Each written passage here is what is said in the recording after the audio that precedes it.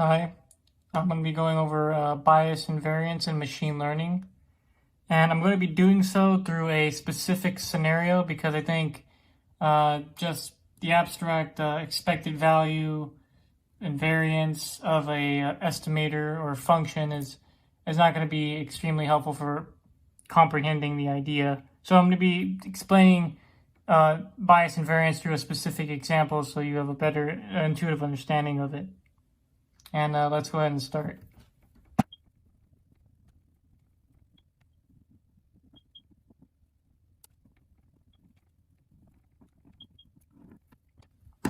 All right, let's say you pull off a op-amp circuit or an operational amplifier circuit from a circuit board. And for those who don't know, an op-amp is just a circuit component that takes in an input voltage and amplifies that input voltage to an output voltage V out. So if you put in a input voltage on this pin, you get out a constant times the input voltage is going to be your output voltage on this output pin. And this graph here describes the relationship between that. And this circuit, right, you can make different circuits with this component, right? This circuit is going to have some sort of f of Vn equal to V out relationship. It's going to have some relationship like this. And it could be this linear relationship I'm showing here, but it could be something different. It doesn't necessarily have to be this. But we pull off an operational amplifier circuit and we have no idea what this f of Vn mapping the input voltage to the output voltage relationship is. And this is the scenario I'm describing.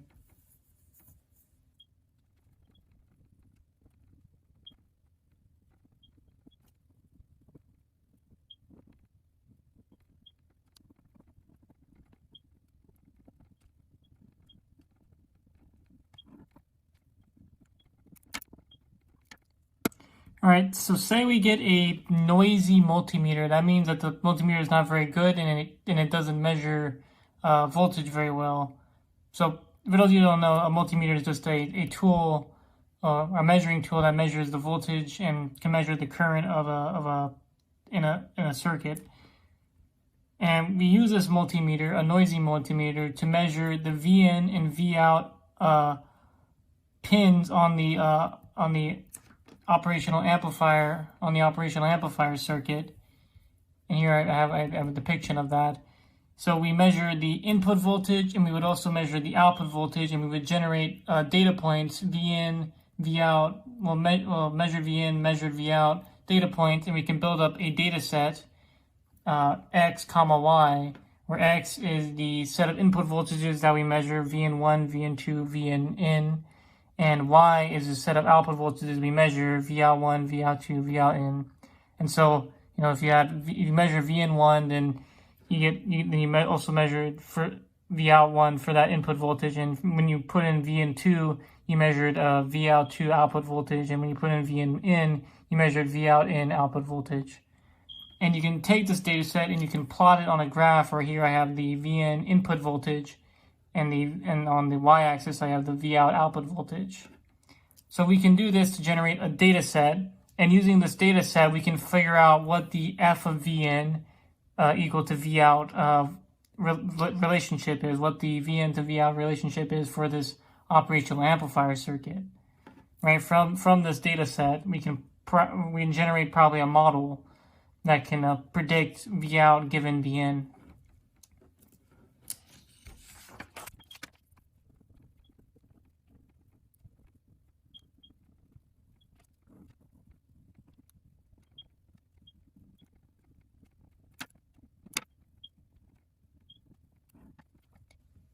Now, just to reiterate, we don't know exactly what f of Vn is equal to Vout is. We don't know this input to output voltage relationship for the operational amplifier circuit.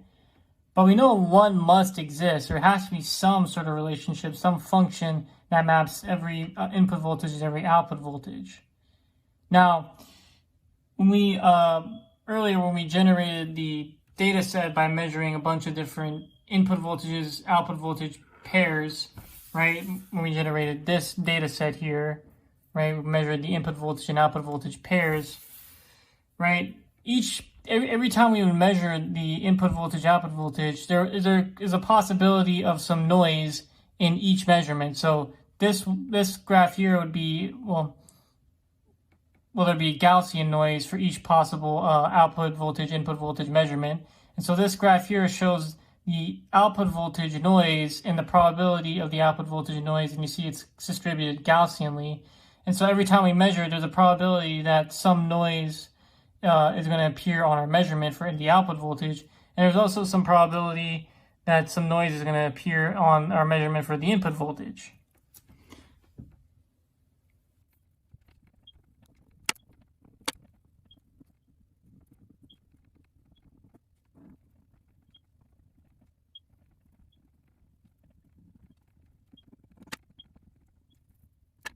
All right, so say this function here, right, happens to be our f of Vn equal to Vout, the true relationship between the input voltage and the output voltage, which we call the true function or true model of our data set or of our operational amplifier, right? It happens just to be 2 times Vn equal to Vout. Let's just say it happens to be that. We don't know what it is, but let's say it just happens to be that, right? Then when we measure a bunch of different Vn, Vout data point, well, a bunch of different Vn, Vout, pairs, right?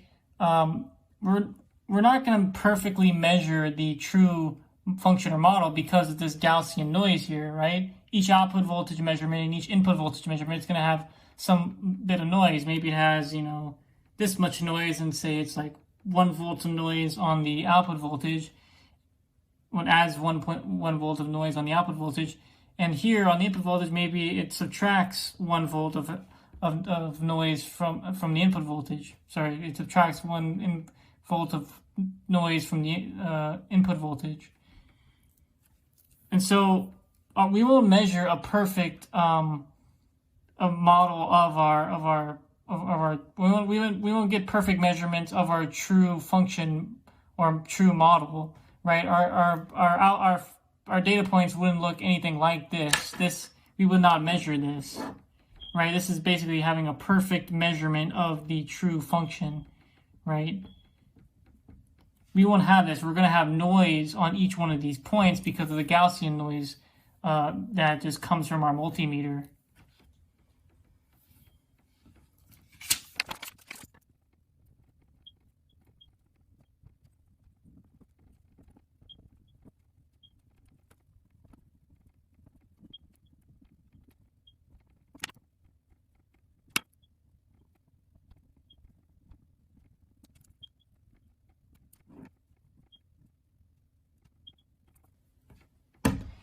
All right, so our actual data set that we generate from measuring a bunch of Vn, Vout points is going to look something more like this, right? So where this dashed line is the true function that maps every input voltage, every output voltage. As you see, the data points we measure, each of them has some noise, right? So this is data point 1, this is data point 2, this is data point 3, 4, 5, and 6.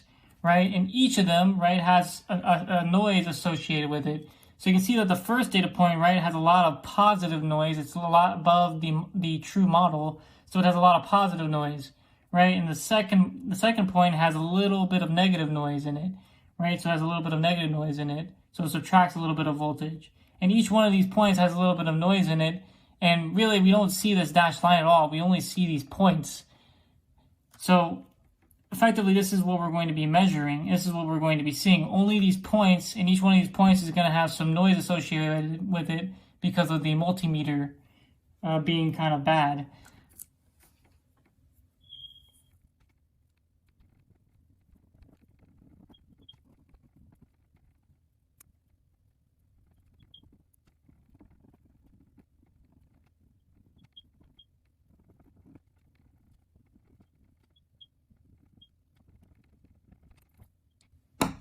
So remember, we only see the data points that we gathered with our multimeter, right? We only see the Vn, Vout points that we measure with our multimeter. We don't see the true the true function. We don't see this at all. We don't know what this is. We only measure these data points, right? So just to emphasize, there's no true model. We don't see it at all. We don't know what it is, but we do see these data points that we measure with our multimeter.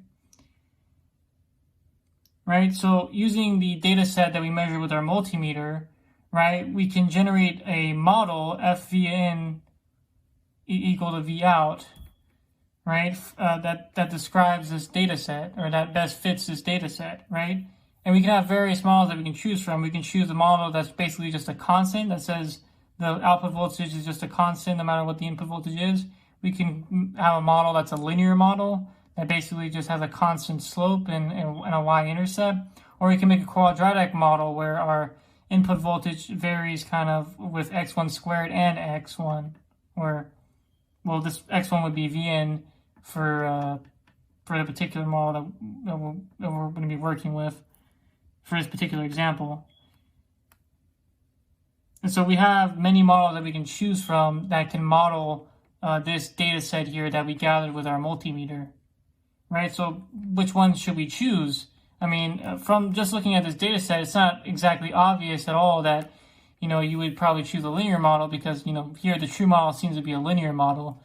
But looking at the data set, it's not obvious at all that this would be a linear model. It could possibly be a quadratic one where it just goes up like this, right? That's a possibility. Or it could be a linear model, right? We don't know for sure.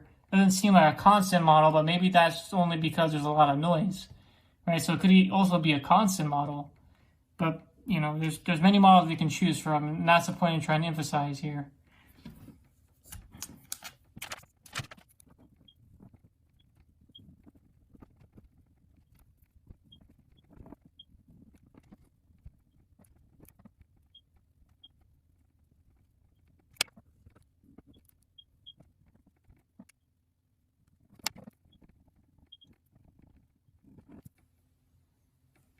So here I drew kind of approximations of fitting 4 different types of models to the data set that we gathered with our multimeter.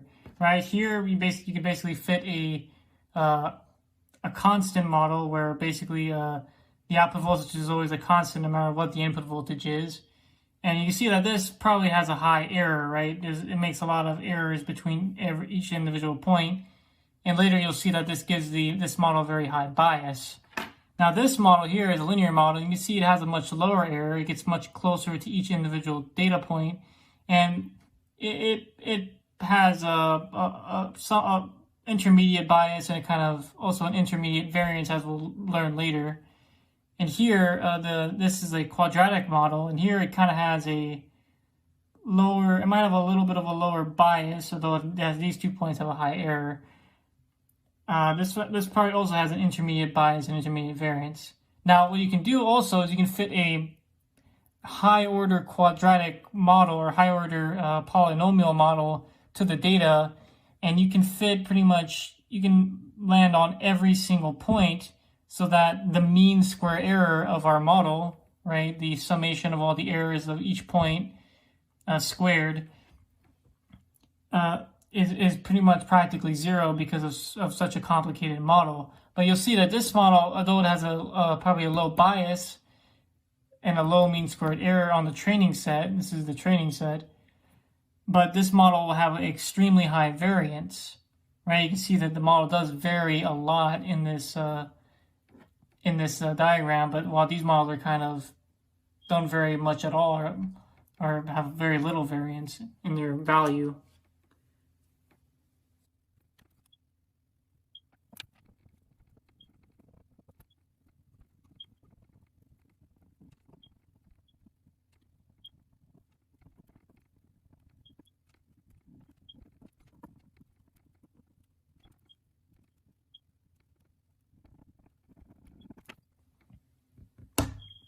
All right, so now that we've actually generated a model based off the first data set that we made from getting a bunch of Vin, Vout data points with our multimeter, let's say we do that again. So we resample a new data set, capital X2, Y2 with our multimeter. a data set that's completely different than this one, right? It's not the same as these points, right? So we generate a new data set, x2 comma y2 with our multimeter, and this data set looks like this, and here is the true value, right? Let's say we do that, right? We generate a new data set with our multimeter that's different from the x1, y1 data set that we originally used to train our model, right? You can think of this as like a testing set almost, right? And then now we apply these four models, right, to this new data set here, and we recompute their mean square error, right? Now, for this model here, right, if we were to do that, right, would you expect the mean square error to go up or to go down? Right, you would expect it to go way up because this model is way too overfitted, or it clings more to this training set than it needs to, and it has a too high of variance, which I'll explain later, and that gives it a large mean square error when you apply it to the second sampling of your operational amplifier.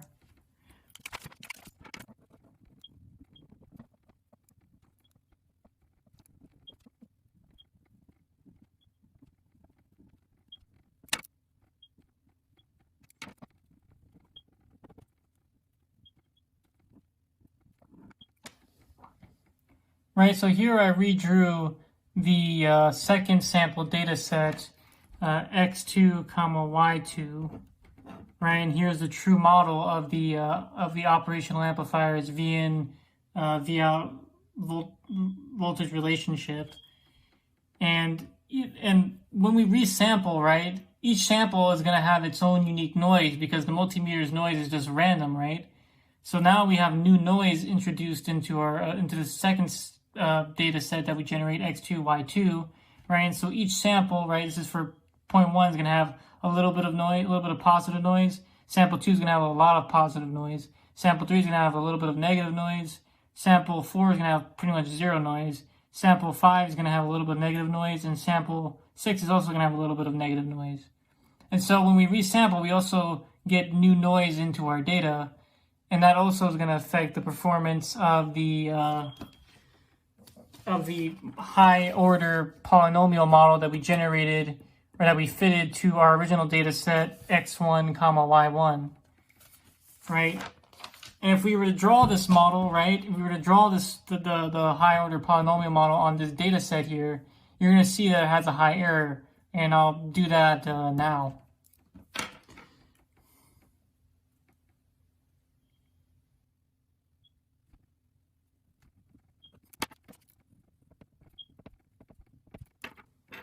All right, so here I drew the high order polynomial model that we fitted, right, to our original data set here, right? This is the higher polynomial model that we fitted to this original data set, x1 comma y1, right?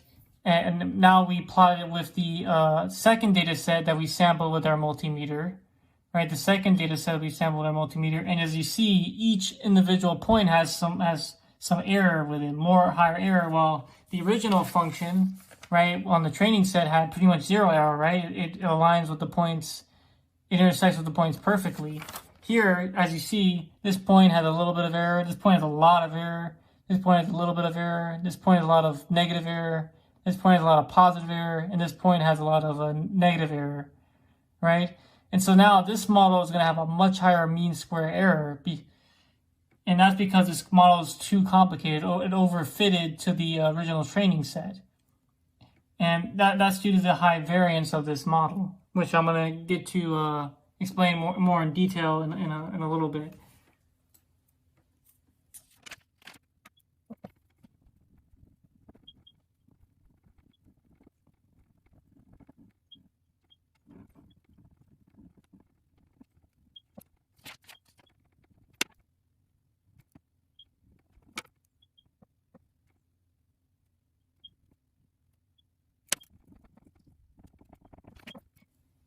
All right. So what we want to have happen is, once we fitted our model to the original data set, right, after we resample and generate a new data set, right, we want our model to retain a low mean square error, right? So the original model that we generated with the x1, y1 data set here, right, as you can see, it fits directly onto the data point, so it has a very low mean square error on the training set, right? But after we resample with the operational amplifier, after we generate a new data set with the operational amplifier, right, the model that we generate here, right, applied to that new data doesn't generalize very well. It doesn't retain a low mean square error. Its mean square error goes up. As you see, these light blue lines here indicate the error of each point. And so basically, if we want our model to be good, and to have what's called low variance and low bias, right?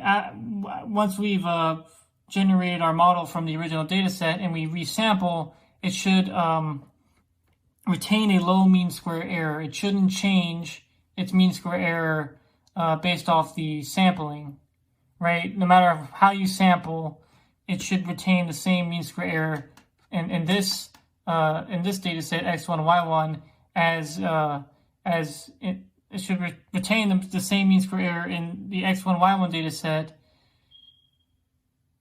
moving over towards the x2 y2 data set, right? So that's what we would want our model to do. So how might we accomplish that?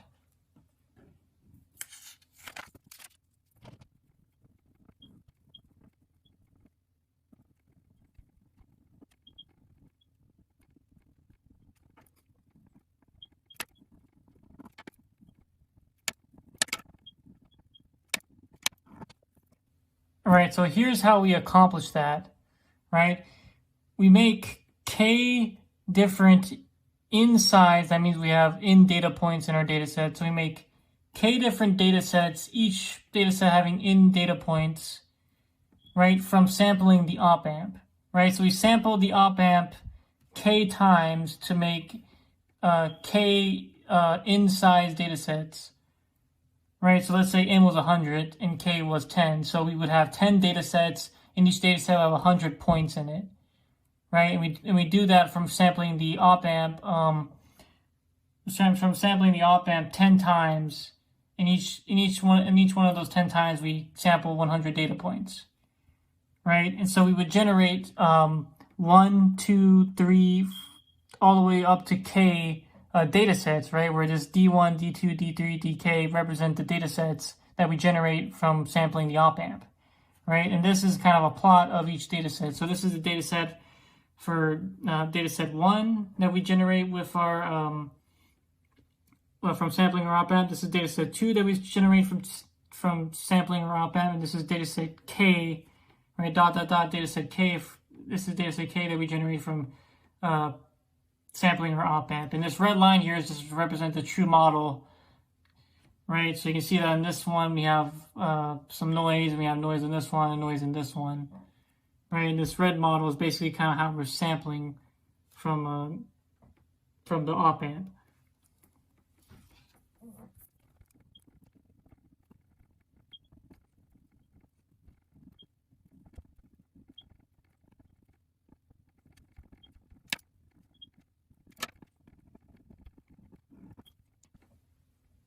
So after we've after we've sampled those k different data sets, right, D1, D2, D3, all the way to DK, right, we use those k different data sets, right, to train k different models. So each one of these data sets, D1, D2, all the way to DK, is used to train another a unique machine learning model.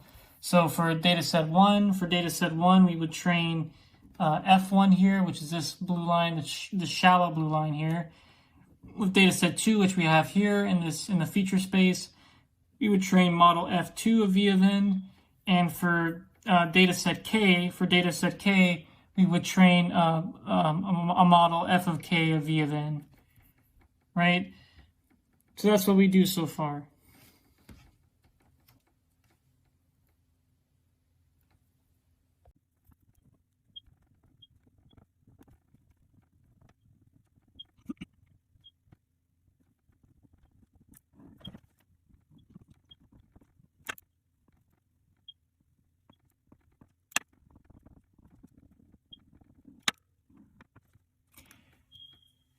All right, so now what we do is we choose one input voltage, so one value for the input voltage, say Vn is equal to V1, right, where V1 could be like 1 volt, 2 volts, 3 volts, just some input. Just choose some value of some input and evaluate the K models that we generated from the K data sets that we made from sampling the operational amplifier K times. Evaluate the K models at that input voltage, right? So we do F1 of V1, right? So we evaluate the chosen input voltage for the function or for the model F1. Here we evaluate the input voltage for the model F2, and here we evaluate the input voltage for the model FK, right? And doing that, you'll find, say we have K here is equal to 3, so we have 3 models and we have 3 data sets. We have D1, D2, D3 data sets, right? And we have each data set generates the F1 model, right? D2 generates the F2 model, data set 3 generates the F3 model, right?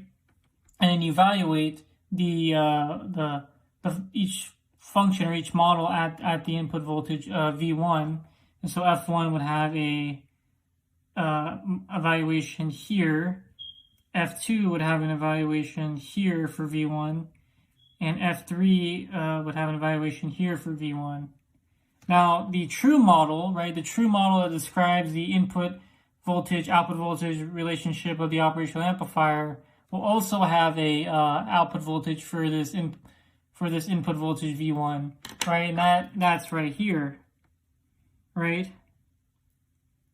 And as you see, right, our models, our 3 different models, F1, F2, and F3, vary from the true models evaluation at V1, right?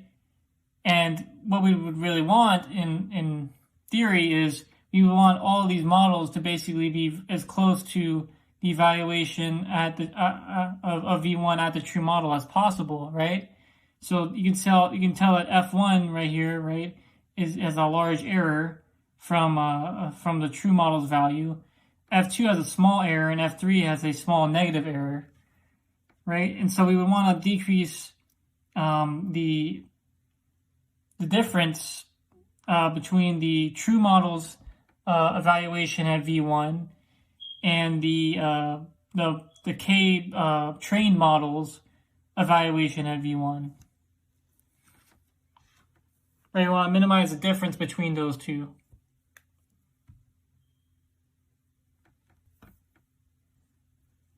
All right, so now we're ready to start talking about what bias is, right? So bias, right, is kind of the average error that our model makes.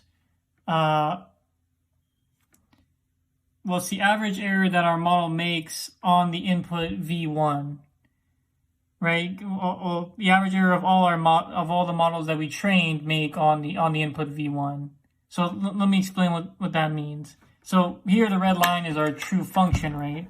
It's a true function, right? I'm going to keep repeating this. It's a true function that describes the input-output voltage relationship of the op amp. So this is our true model or true function, right? And these 3 functions here, this is F1, this is F2, and this is F3, right? And with the 3 models we trained on 3 different generated data sets. Now, this light blue point is the true model evaluated at the chosen input voltage V1 or the chosen input V1, right? And these 3 data points here are the evaluations of the model F1 at the input voltage V1, of the model F2 at the input voltage V1, and at the model F3 at the voltage input V1. Right, that's what these 3 data points are. Now, each of these data points, right, we want them to predict the true model's output at the V1 input. Right, we want these to actually be as close to this as possible, right? And the error, the difference between them, right, the average difference between the true model and the true model's prediction at V1 and the other model's predictions at V1 is what we refer to as the bias, right? So here F3 has its own like component of the bias here, right? This is the difference between the prediction F3 of V1 and the true model's evaluation at V1. Here, this height here is the difference between the true model's evaluation at V1 and F2's evaluation at V1. And then this height here, right, this height here is the difference between the true model's evaluation at V1 and F1's evaluation at V1. Right, so the bias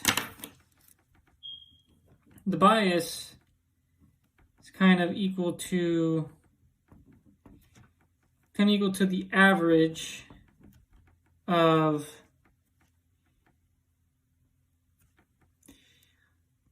what should I say, F1 of V1 minus the F true at V1, right? That's the first difference, right? That's this first difference here, right? Then plus F2 of V1 minus F true of V1, right? And it's plus F3 of V1, right? This term here, the second term, F2 of V1 minus F true of V1, that's this height here, right? That's this height here. And F3 of V1 minus F true of V1. Well, that's this negative height here. So this would be a negative number, right? And so this term would be the bias, or be at least an approximation of the bias. I'll get to bias approximation in a minute. But this would be the bias, and you can simplify this bias to be equal to, right? You can there's the F trues in each one of these terms, and so you can kind of pull it out and just have it on the outside. So you have F true at V1, right? And then you can have 1/3, F1. I'm just gonna write F1, but it's F1 at the input voltage V1. We have F2 plus F3, right? And this is equal to, right? This is equal to the expected value of F, right? Over the different functions K, right? This is this average here is the expected value of F minus F true evaluated at V1. Right, so this is usually, sorry, I'm not sure if you saw that, but this term here is the bias, right, and it's the expected value, right? So this gets converted to the expected value of F, evaluated all the functions K, well, up to K, minus F of true, and this is the form you usually see for the bias, right? So now I think you have a better understanding of what the bias is. But now let's move on to variance, and then I'll explain why this is actually this value here, right? This value that we compute is actually only an approximation of the bias.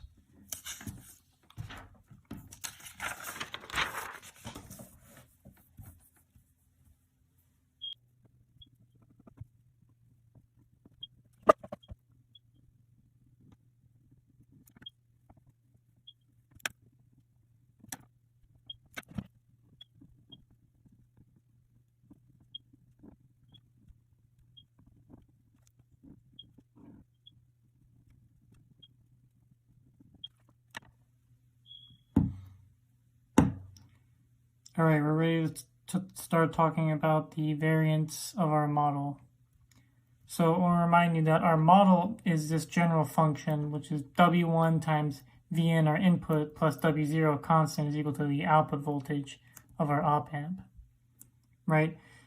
This is the general model for our, the general model that we're using, and that we're going to be evaluating the variance of. So we're trying to find the variance of this model, right? And here I plotted the three functions that we trained earlier, and I want to remind you how we got those functions because I might have been lost in your head.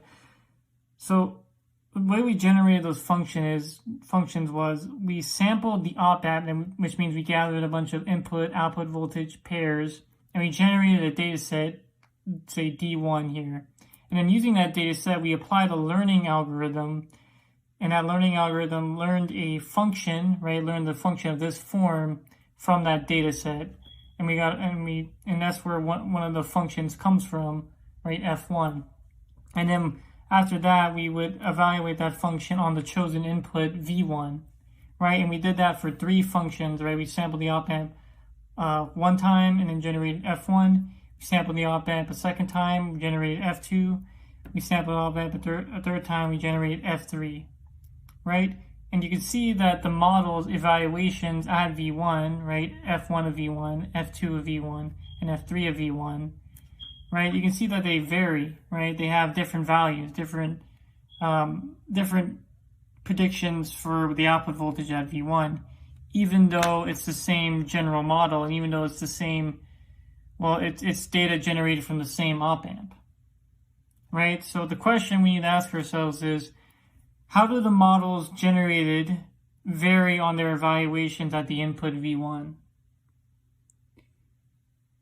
right?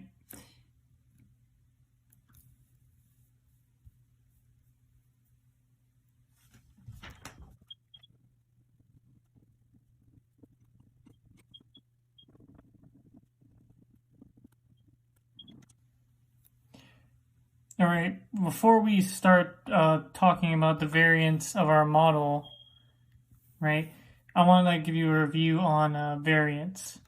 So say x is a random variable, right, and x can take on any value in this set of values, x1, x2, xk. So x can be x1, x can be x2, and x can be xk, right? Then the variance of x is going to be equal to the expected value of x minus x squared, right? So this is the equation that describes the variance of our random variable x. Now this, let's spend some time on this equation. So this inside term, right? This is a difference between the expected value of x, which is kind of the mean of x, the average value of x, and a particular value of x, right? One of these x1s, x2s, or xk's. So this is kind of a difference from the mean, or a variation from the mean, right? Difference from the mean, right? So this is a difference from the mean for each x value, right? For x1, for x2, for xk, right? And so we take the expected value of this, of the squared difference from the mean for each value x1, x2, xk. And so this kind of gives us the average difference from the mean, or the average variance from the average value. And this is the kind of intuitive explanation for what the variance is. Right, so this is how you compute the variance for a random variable. Now the question we should be asking is, what is the random variable for our model, right? We want to calculate the variance of our model, this general model. What exactly is the random variable here, right? So the question we want to answer is, what is the random variable for our model?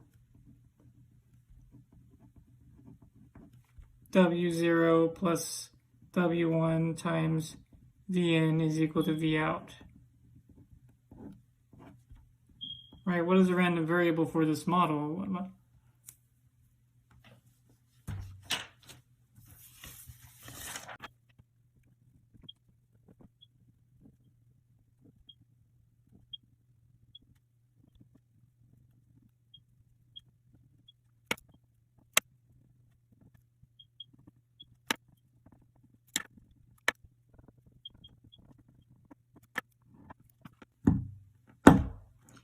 right, so the random variable of our model is the value of the trained models F1, F2, F3 at the input V1. Right, let me explain what I mean by that. So remember, to generate the models F1, F2, F3, we sampled the op amp, right? And when we sample the op amp, we get a bunch of random VN, V, comma, V out values, right? Each one has some noise, which makes it a random variable, each VN, V out value, right? So we generate a bunch of VN, V out values, and we generated a data set, right? A data set of a bunch of random VN, comma, V out pairs. And so this data set is basically a random variable. And then we take in that random data set, right, and we put that into a learning algorithm, and we generate a random function, right, which is one of our F1, F2, F3 functions, right? So for this data set, right, for this data set DM, you might fit a model like this to it, and this would be our F of M model, right? And then once we've fitted that model to our randomly generated data set, right, our random model is then evaluated at the chosen input V1, right? It's then evaluated at the chosen input V1, right? So let's say V1's here, and so our model evaluates to this value here at the input V1. And so this value here, the evaluation of the trained model at at the input V1 is our random variable, right? And particularly, it's all the functions that we generate through this process, right? Each of them takes on a particular value at the input V1, and that value is a random variable. And we assign it, and we give it the name. I'm giving it the name F of V1, right? So this is our model's random evaluation at V1 after we've trained it, right? So this symbol is our random variable. It's analogous to the X in the previous example. Well, when I went over variance for a random variable. So this is our random variable for our model. This is our random variable, and these are all the values, F1 of V1, F2 of V2, and F3 of V3. Sorry, it's supposed to be 1, not 2 or 3. F1 of V1, F2 of V1, and F3 of V1. Right, these are all the different values our random variable can take on. So these are the values our random variable can take on.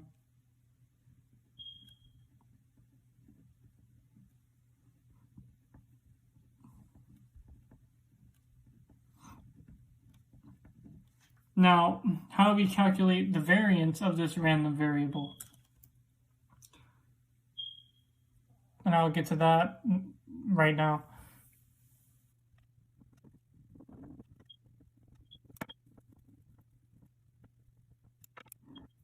All right, so here I drew the three models that we generated through this process. Again, F1, F2, and F3.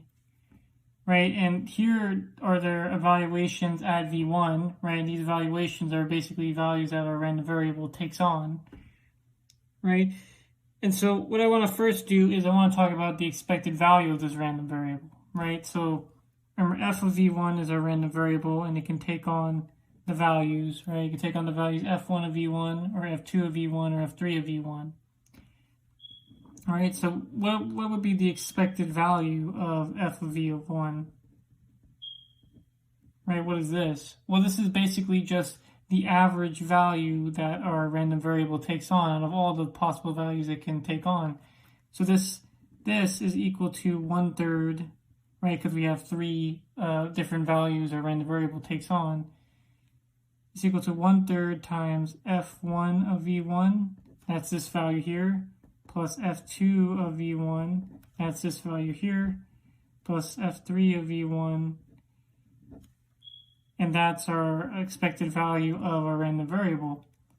Now this is kind of, this is the mean average, so it's going to be kind of in between, or it's going to be the average of these 3 points, so the height of these 3 points. And so our expected value might be somewhere around here. So this purple line represents the expected value of our random variable, right? So this is the expected value of f of v of 1, right? And now I think we're ready to compute the variance of this random variable f of v of 1, now that you've seen what the expected value is.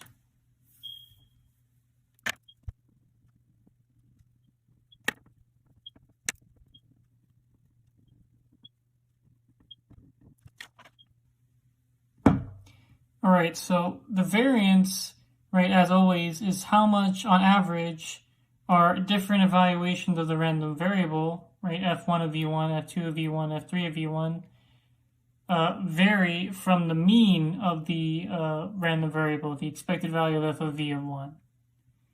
Right, so remember that for the variance of a random variable x, right, it was the expected value of the expected value of x minus x squared, right, where this inside term is kind of how much a particular value, value of x varies from the mean of all the values of x.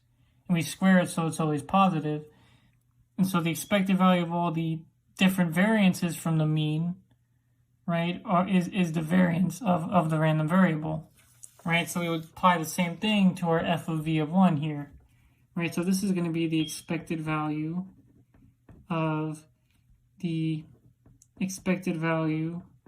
f of v of 1 minus f of v of 1, where this f of v of 1 is one of the particular evaluations of the random variable, right? It's either f1 of v of 1 or f2 of v of 1 or f3 of v of 1.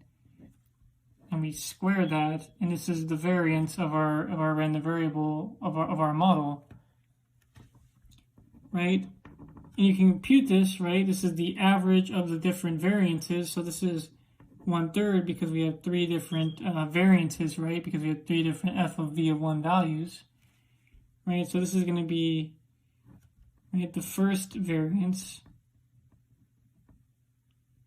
right? Expected value minus f1 of v1, right? This thing squared, so this is the variance of the first point squared, and in this on this graph here, right, this is the expected value.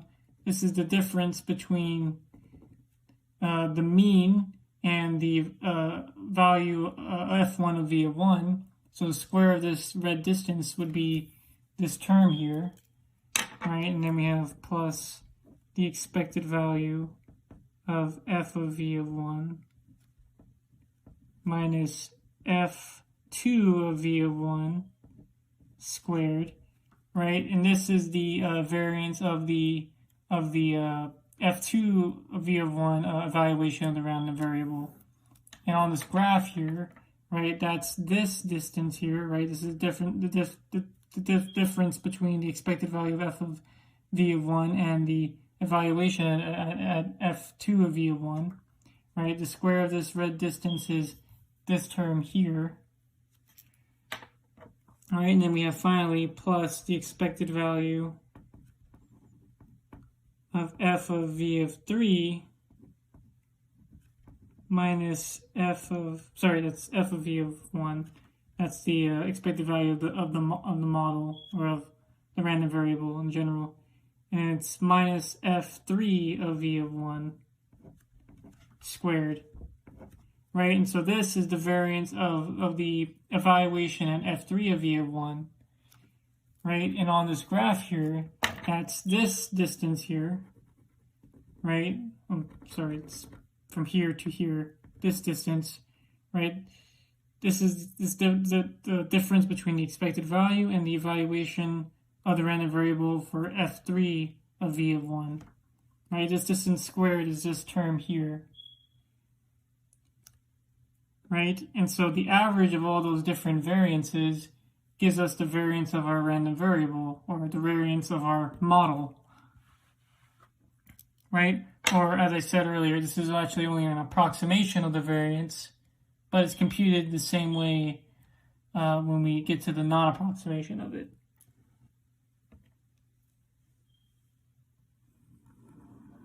And so now you know how to compute the variance of a given model.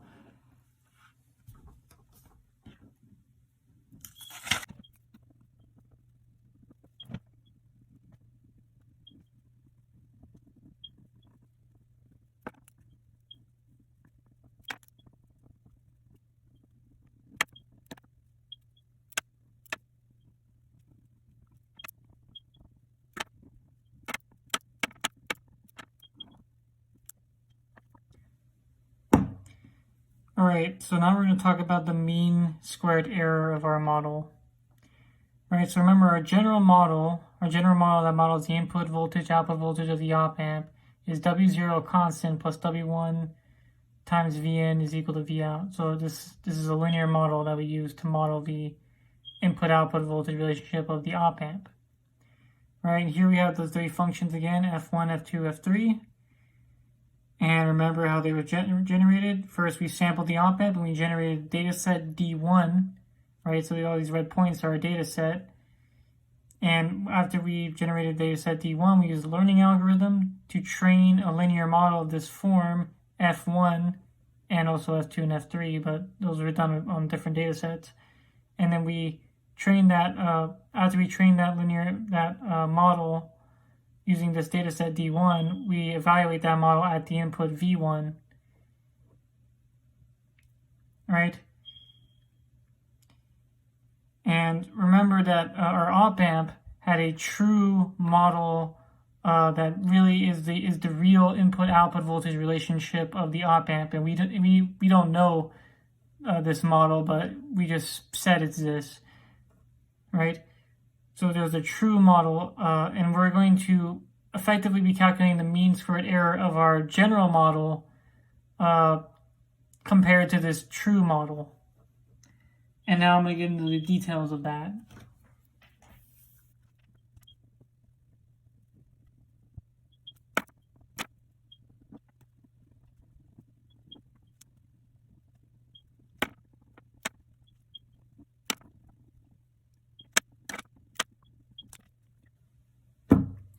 Okay, so again, remember f of v1 is a random variable, right? It's the random variable of our general model of it taking on the different values at v1 when we train that general model on various data sets, right? So f1 was trained on a data set d1 and it takes on a value at v1. f2 was trained on a data set d2 and it takes on a value at v1. And f3 was trained on a data set d3 and it takes on a value at v1. All these values are the values of the general model at v1 is the random variable, right? Because when you train a random model and evaluate a v1, it's going to have a random value, and that random value that it takes on is our random variable, right? And that's what f of v1 is representing, right? So again, f of v1 is a random variable which takes on the values of f1, f2, f3 at the input v1. So these three data points here, this one, and this one, right, are the different values a random variable takes on, or can be equal to. Now, the mean square error, right, is the mean square error of our model is the average difference between the random variables f of v1, evaluation at v1, so f1 of v1, f2 of v1, and f3 of v1, and our true model's evaluation at v1. Right, so this is the average difference between these values and f true. Right, and you can write this as an equation, the mean squared error of our random variable f of v of 1, right, is going to equal the expected value, that's the average, that's the average difference I'm talking about, expected value of f of v of 1, right, where this f v of 1 is one of these particular values, f1 of v1 or f2 of v1 or f3 of v1, minus f true of v of 1, let me write that in black, f true of v of 1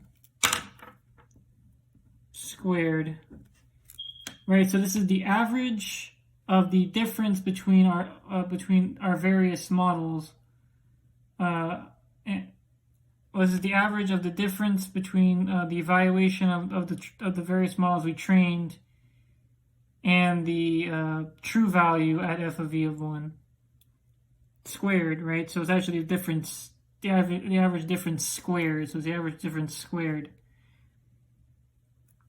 right? So if you had to write this out, right, since we have three values here, f1, f2, f3, the average difference is going to be 1/3 times, right? First is going to be the difference for f of 1, so f of 1 of v of 1, minus its difference between f true of v of 1 squared, right? And then plus f of 2 of v of 1 minus f true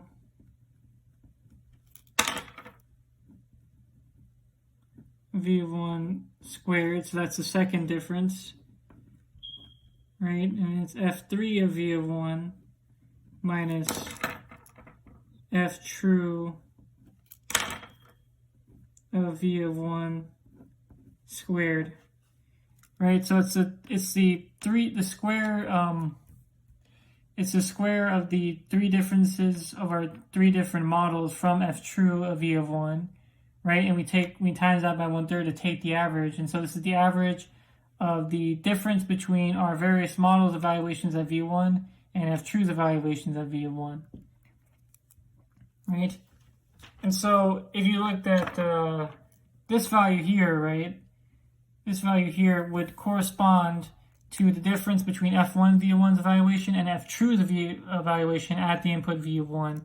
And so that would be this height here, right? The square of this height here is equal to this term, f1 of v of 1 minus f true of v of 1 squared, right? And then this second term, right, the second term is the difference between f2's evaluation at v of 1 and f true's evaluation at v of 1. So this purple distance here is that error, or the square of this purple distance here is this error here.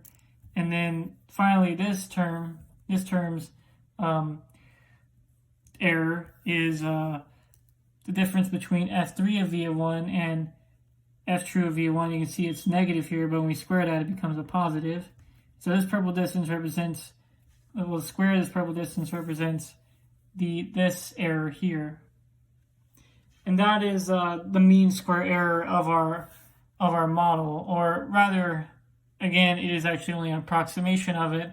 And I'm about to get into why it's an approximation, why the bias, the variance, and the mean square error have been only approximations of our general model, right? We've been only calculating approximations of the bias, variance, and mean square error of our general model.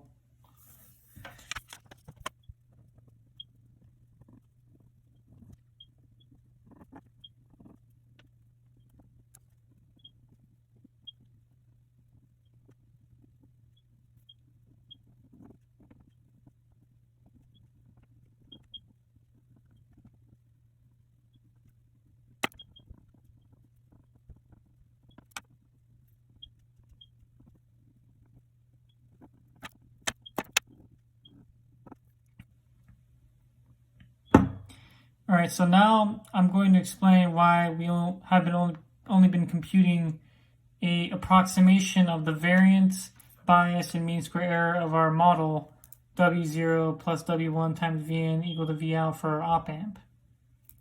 Right, and the reason is, and you probably guessed it, is we only trained three models of the form W0 plus W1 times Vn is equal to V out with three random data sets, right, by sampling the op amp, right? So what happened is we sampled the op amp once, right? We took a bunch of input voltage, output voltage pairs, and we generated a data set D1, and we trained trained the model of this form F1 of V of n, and then we did that a second time. So we sampled the op amp again, generated data set D2, and then we used that to train using a learning algorithm. We trained F2 of V of n.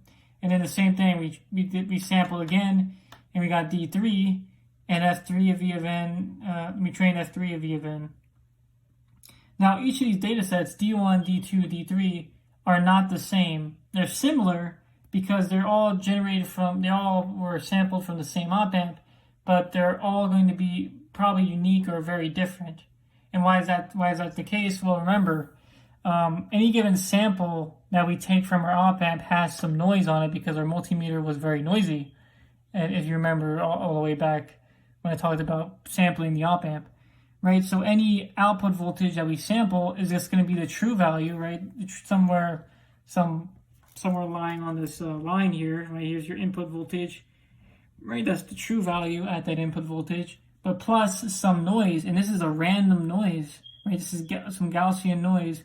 It's random. It can vary. It can be like anywhere from here to here, right? It can be anywhere. And there's like a Gaussian distribution of it. So here's like the noise, the probability of the noise, right? So this point could get shifted up a little bit. It can get shifted down a little bit because of the noise from our multimeter.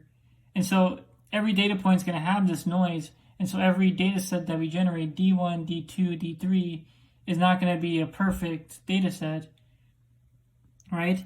And if we wanted to find how our model works in general, because each data set is going to have a unique, bias and mean squared error and variance, right? But if we want to find out on average, right, pretty much no matter what data set we are given with, on average, how well does our model perform, right? We would need to take a lot more data sets.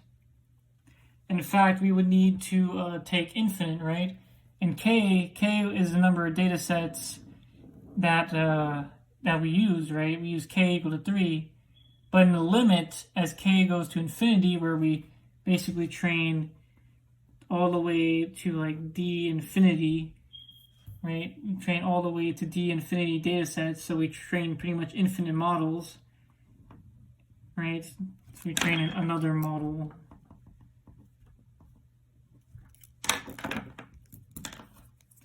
Right, so we train like another model by generating the last data set. And in each of these models, right, D1, D2, D3, D infinity is going to have their own variance, they're going to have their own bias, and their own mean square error. And so this is why our variance, right, our bias, and our mean squared error have only been approximations, because K has only been equal to 3, right? K is only equal to 3, and K needs to go to infinity, right? We need to train infinite models and find the average variance, right? We need to train infinite models and find the average variance, and train infinite models and find the average bias of all those models, and train infinite models and find the average mean square of all those models, and that actually gives us the true bias, variance, and mean square error of our general model that we're using to model the input voltage and output voltage relationship of the op-amp.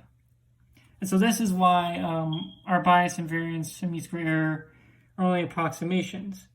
And in practice, you can't train infinite models, but you can train maybe 100, 1,000, and most likely the data sets aren't going to be too ridiculous in in how much they vary, because the Gaussian noise is not it's random noise, so it's not going to vary. It's not going to have a ridiculous amount of noise. Like, the noise isn't going to be huge, and so you can probably get a good estimate of the variance, bias, and mean square error by training a bunch of different models and averaging their variance, bias, and mean square error of each of those models. Now we'll get to the final part.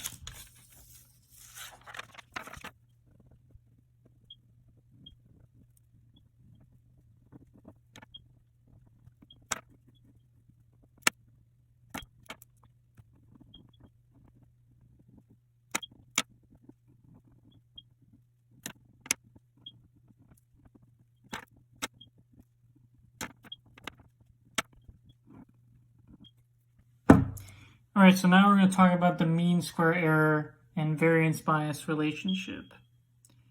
Alright, so here I plotted out the original F1, F2, F3 models that we generated by, sampling the op-amp 3 different times, generating 3 different data sets, and training a model on each one of those data sets. Right? And so the variance and the bias, right, they have a kind of inverse relationship or a trade-off relationship. That means that if you increase the variance, then you're going to necessarily decrease the bias. And if you increase the bias, you're necessarily going to increase the variance. Right? And here in these equations, you see the expected value of f of v of 1 minus f true of v of 1 squared. Right? This is the variance of all the different models that we trained. This is the bias, right? It's expected value of f of v of 1, right, minus f of true. This is kind of the average difference between the true value v of 1 and the expected value that all our models produce. And the mean square error is the total squared error between all the different outputs our models produce at v1 and the output the true model produces at v1. Right, and f of v1 in all these equations is a random variable, right, and it's equal to f1 of v of 1, f2 of v of 1, f infinity of v of 1 if we train, infinity models by sampling the op-amp infinite times. Now, I'm not going to prove this because there's many proofs online, but the mean square error, right, these terms, they've always confused me. This is why I made the video.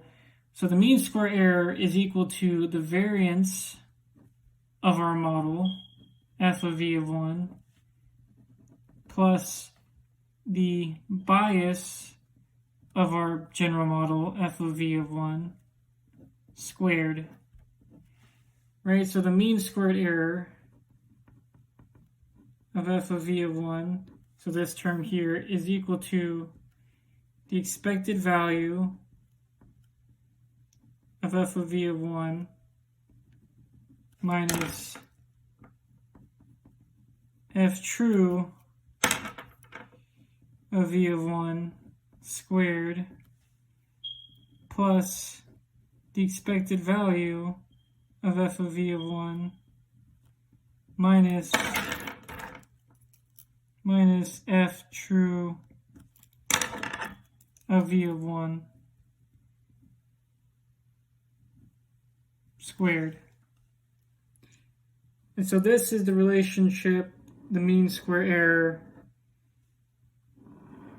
has with the variance and the bias. So the mean square error of our general model f of v of 1 is the sum of the variance of our model plus the bias of our model.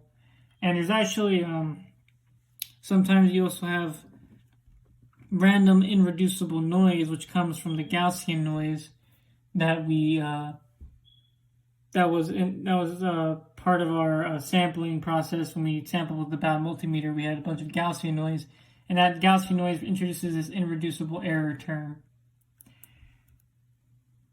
Now, you'll see this equation probably maybe with f of v of 1 replaced with h of x, and f true h hat of x, and f true replaced with h of x.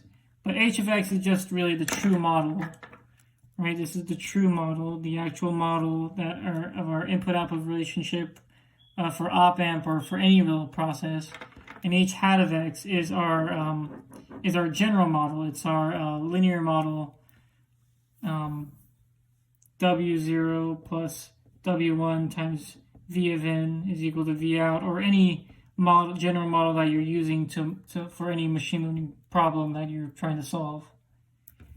And this is what I wanted to cover, what really these two terms mean, because there's a whole lot underneath them, and it's not clear at all exactly what, just from looking at it, what is meant by this equation and how you could actually use it. And I'll leave a derivation in the description of how the mean square error, right, is equal to the variance plus the bias squared. All right, I hope you enjoyed the video, and I'll see you next time.